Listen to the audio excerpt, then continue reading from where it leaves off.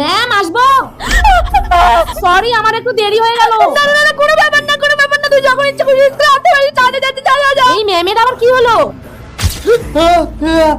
আরে বাইরা তোর আবার কি হলো? তুই সামনে থেকে পেছনে কেন চলে গেলি? তোর যেন বসতে অসুবিধা না হয় তাই আমি পেছনে চলে এলাম। কিন্তু প্রত্যেকদিন তো আমরা একসঙ্গেই বসি। হ্যাঁ কিন্তু তুই আজকে একাই বস।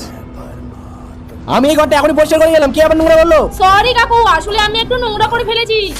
কোনো ব্যাপার না, তোর যত ইচ্ছে খুশি তুই নোংরা কর। আরে এই কাজের কাকুটাও আমাকে দেখে ভয় পাচ্ছে, কিন্তু কেন?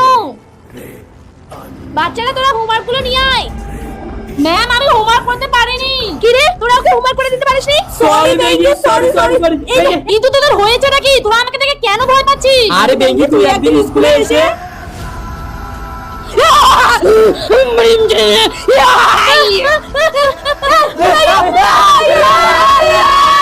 এই জন্যই। আরে ওটা তো আমি এমনি মজা করছিলাম।